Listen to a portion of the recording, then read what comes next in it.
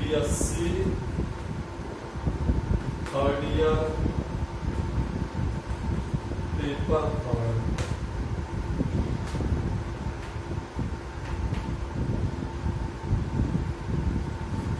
बेटा numerical analysis में हम क्वेश्चंस करा रहे हैं, तो न्यूमेरिकल एनालिसिस में हम क्वेश्चंस करा रहे थे, कराए भी थे। हमने कहा टेबल के शुरुआत से अगर वैल्यू पूछी जाती है तो हम Newton's Gregory forward interpolation formula लगाते हैं। अगर टेबल के अंत से वैल्यू पूछी जाती है तो हम Newton's Gregory backward interpolation formula लगाते हैं। तो फॉरवर्ड हमने कराया है, माने we know that Newton's Gregory forward interpolation formula means f of x is equal to f of a plus delta f of a upon factorial 1 plus delta 2 f of a upon factorial 2 plus delta 3 f of a upon factorial 3 plus 2 and so on dot dot dot। तो बेटा आगे चला जाए, कुछ question solve करा दे।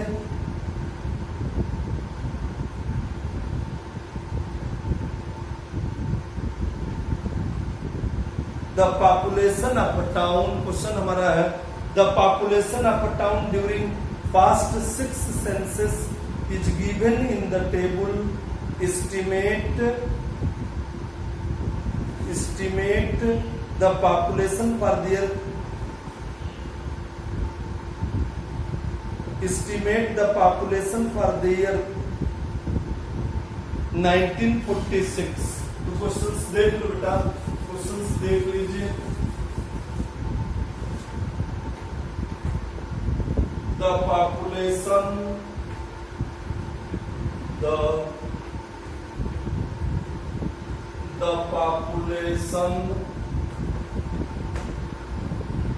of a town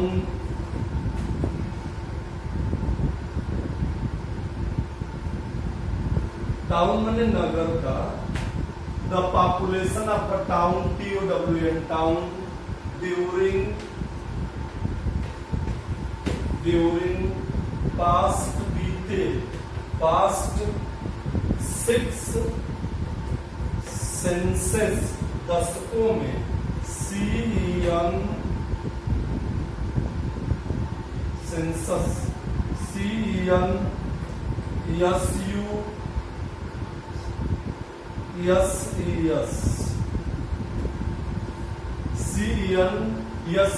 SUSES the population of a town during past 6 census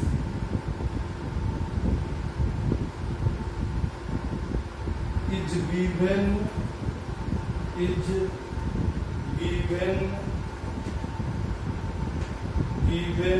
in the table below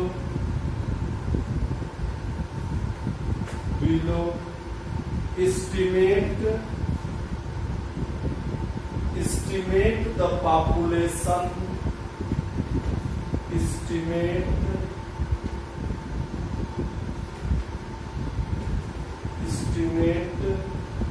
the population for the year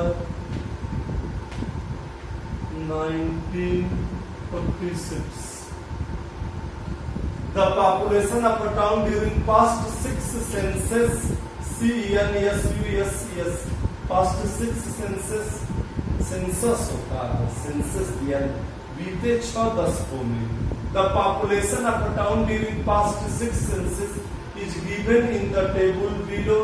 table बना रहे हैं estimate the population for the year 1946 किसी नगर की जनसंख्या बीते 6 दशकों में निम्नलिखित टेबल में नीचे दी जा रही है।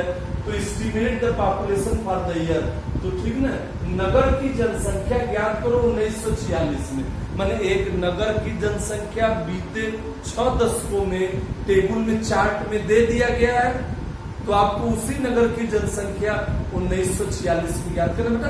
बेटा इंटरपोलेशन हमने बताया था। इंटरपोलेशन क्या होता है? एक टेक्निक होती है जिसके माध्यम से आपको दिया गया है इक्वल इंटरवल की कोई चीज दी गई है, और बीच में अगर किसी का पूछना है, जैसे हमारा क्या 1946 बीच में कहीं ऐसा होगा शुरुआत, ठीक ना, 2-3 टर्मों के बीच में ऐसा होगा जहां पर आपको पॉपुलेशन ज्ञात करना है, ठीक है। इंटरपोलेशन वही होता है। इंटरपोलेशन एक टेक्निक होती है जिसके द्वारा हम मिडिल टर्म की किसी वैल्यू की, ठीक ना, किसी ईयर का, किसी चीज की बहुत आसानी से हम वैल्यू क्या करते हैं जी, ज्ञात कर सकते हैं। तो चार्ट में इसमें क्या दिया है, किसी नगर की जनसंख्या बीते 6 दशकों में जो दी गई है वो हमारे बेटा क्या, ध्यान से देख लो, ईयर पॉपुलेशन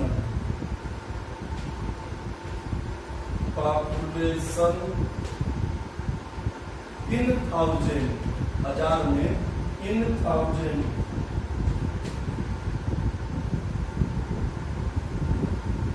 इन थाउजेंड्स, हजार में।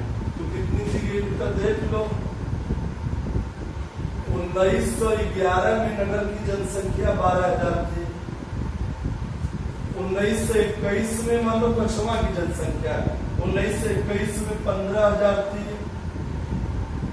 1931 में नगर की जनसंख्या हमारी 20,000 थी।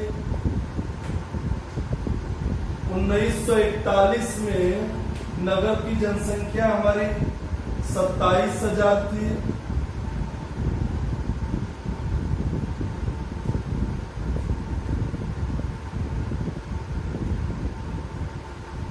1951 में जनसंख्या थी 39,000।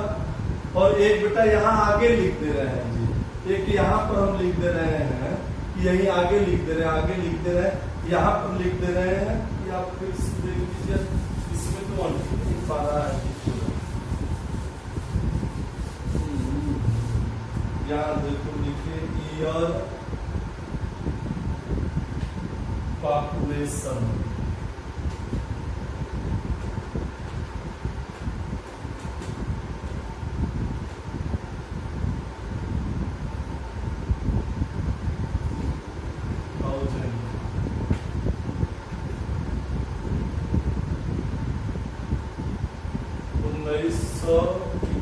में थी 12,000।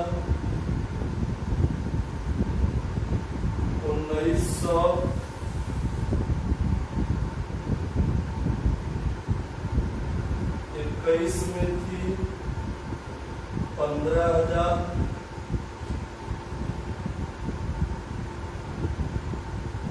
1931 में थी 20,000। 1941 में थी 27,000।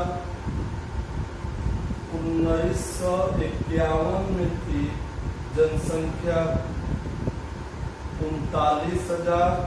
1961 में जनसंख्या थी 52,000 जनसंख्या थी।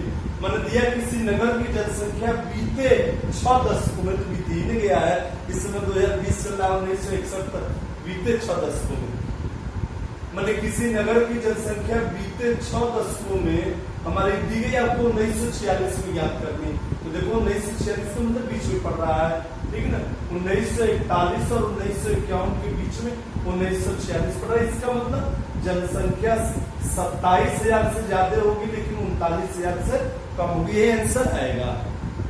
मैंने आपको क्या ज्ञात करना, 1946 में ज्ञात करना, जबकि 1941 में 27,000 थी और 1951 में 39,000 थी। 1946 में ज्ञात करना, इसका मतलब 27,000 से ज्यादा होगी और 39,000 से कम होगी। तो मैंने कहा है कि एक नगर की जनसंख्या बीते 6 दशकों में हजार में निम्नलिखित दी गई है। 1911 में 12,000 थी, 1921 में 15,000 थी, 1931 में 20,000 थी, 1941 में 27,000, 1951 में 39,000, 1961 में 52,000 थी। तो आपको 1946 में नगर का पॉपुलेशन ज्ञात करना है। तो इसका मतलब हम कौन सा फॉर्मूला लगा दे? लास्ट से तो एकदम पूछ ही नहीं जा रही है। इसका मतलब हम Newton's Gregory forward interpolation formula use कर दे। तो 1 Newton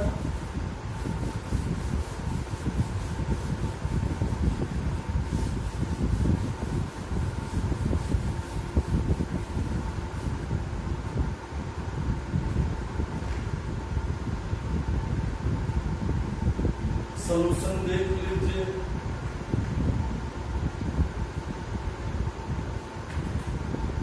the difference table,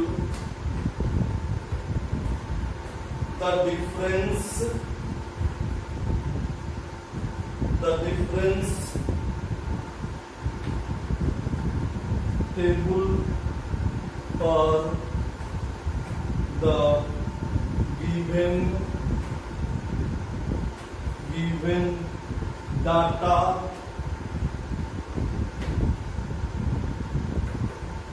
is as follows.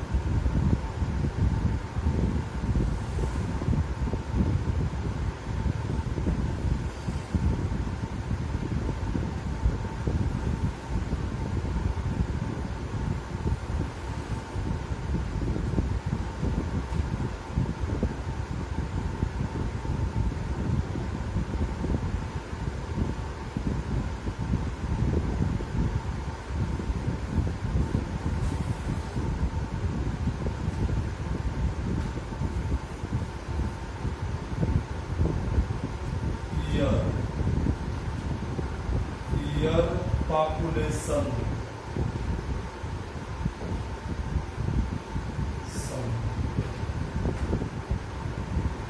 year population means F of x EX here delta F of x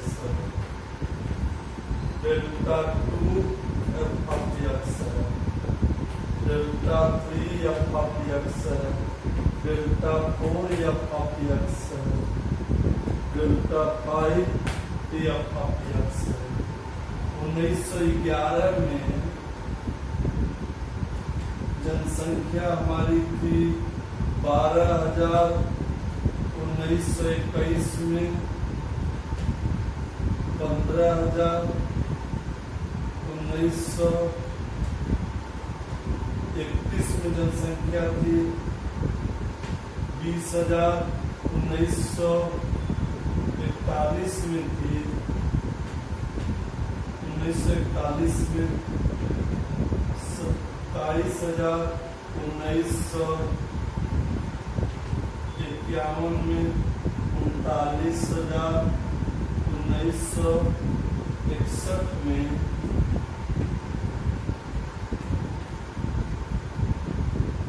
52,000।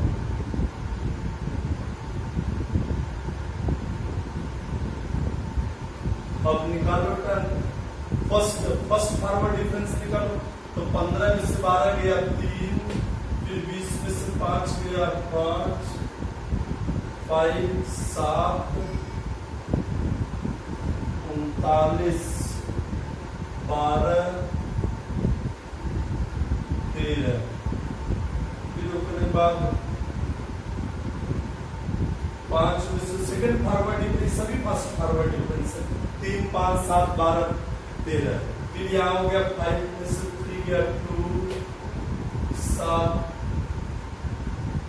7 5 12 1।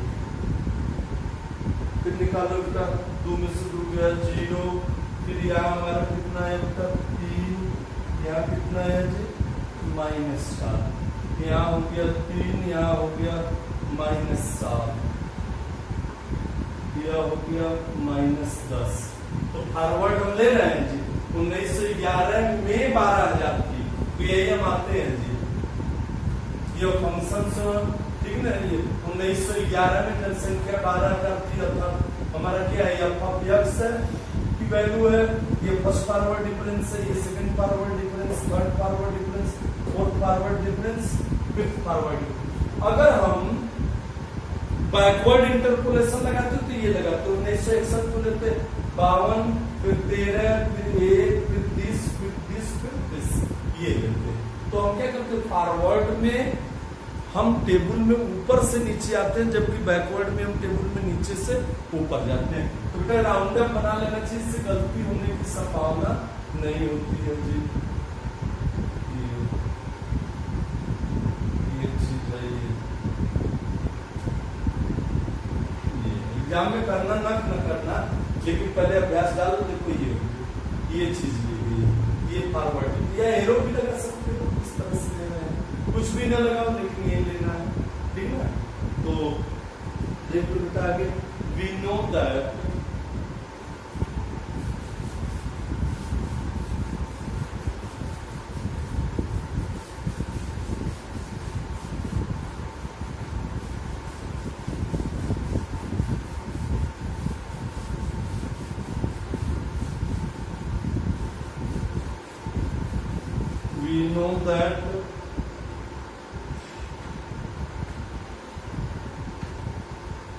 Newton,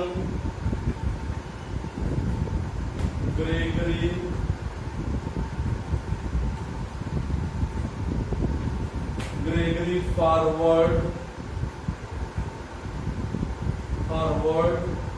interpolation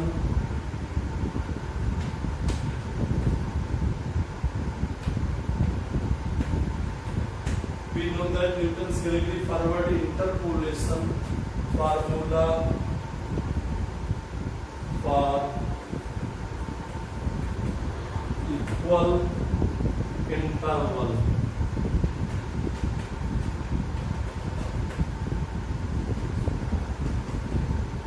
f of x is equal to f of a plus u delta f upon factorial 1 plus u minus 1 upon factorial 2 delta 2 f of a plus u minus 1 u minus 2 upon factorial 3 delta 3 f of a plus 21 data. तो हम value इस पर रखेंगे, तो देख लो बेटा इससे वो फिर आगे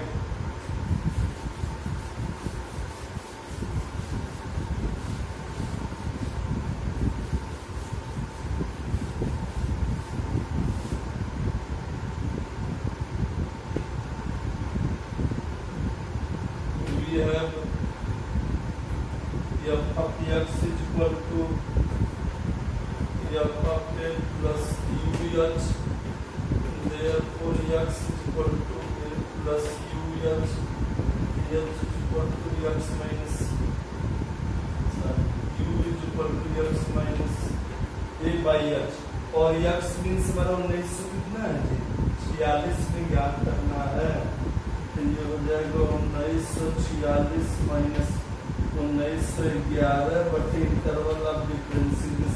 यहाँ पर x की वैल्यू हमारी कितनी है बेटा, x की वैल्यू 1946 है, ये मैंने फर्स्ट टर्म है 1911 एंड यह हमारा 10 बनता है, तो u की वैल्यू हमारी हो गई 35 बाई 10 मीन्स 3.5। अब फार्मूला रख दीजिए, जो फार्मूला हमने अभी अभी लिखा था उसी में वैल्यू सब्स्टिट्यूट करो, तो तो सब्स्टिट्यूट कर देंगे तो हो जाएगा हमारा, यह हमारा हो जाएगा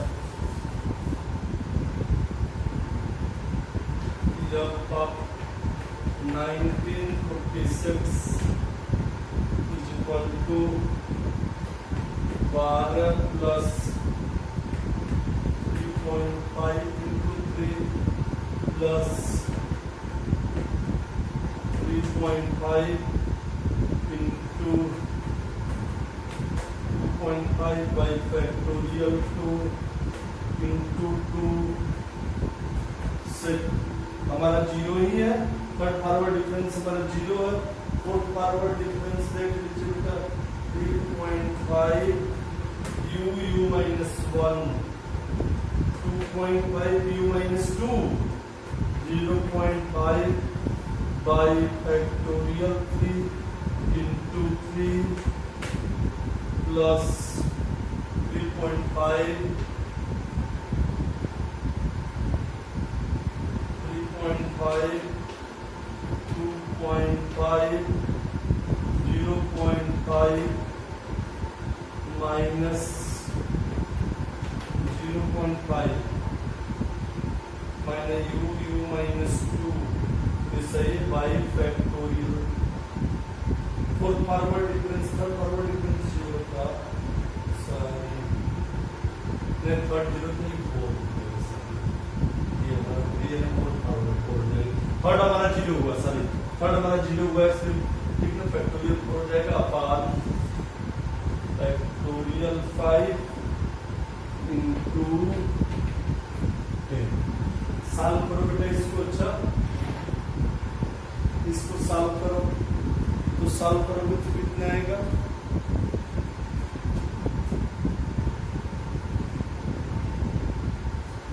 इसको सॉल्व करो, इसको सॉल्व करो पूरा, तो सॉल्व करेंगे तो बेटा ये हमारा आ जाएगा जी, इसको तोड़ दीजिए, यहाँ मल्टीप्लाई कर लीजिए, यहाँ कर दीजिए, फिर ये मल्टीप्लाई कर दीजिए, तो ये मल्टीप्लाई कर दीजिए, ठीक। तो पूरे को सॉल्व कर लीजिए, तो सॉल्व करने के बाद हमारी चीज आ रही है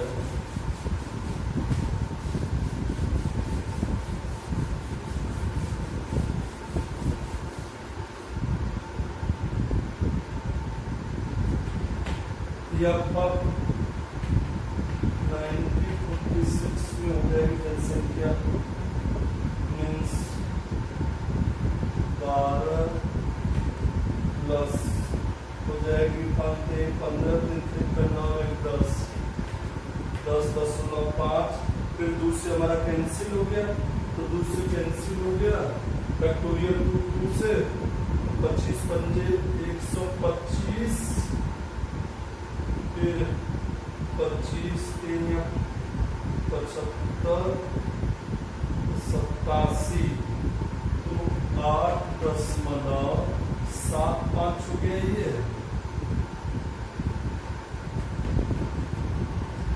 8.75 प्लस एक तो हमारा जीरो ही हो गया है थर्ड वाला, फिर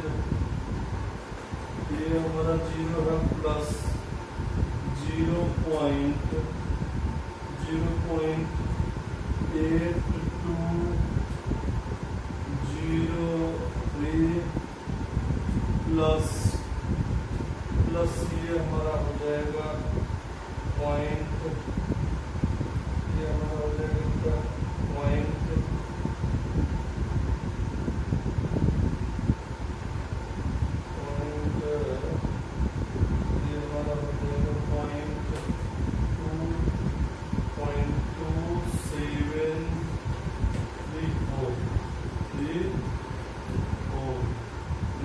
10 से गुणा था और ये माइनस माइनस प्लस हो गया 0.2734, तो ऐड करोगे तो R F 1946 is equal to, add कर लीजिए, ये ऐड करने पर आ जाएगा पूरा टोटल, एक तो जीरो हो गया, 1 2 3 4 5 6, 5 फॉरवर्ड डिफरेंस था, ये फंक्शंस की वैल्यू है, तो ऐड कर लीजिए, तो ऐड कर लेंगे तो हो जाएगा ये हमारा हो जाएगा 42.3437। इसका मतलब 1946 में the population of a town, the population therefore the population of a town in year 1946 is 32,000 माने 32.3437। ये हमारा आंसर है।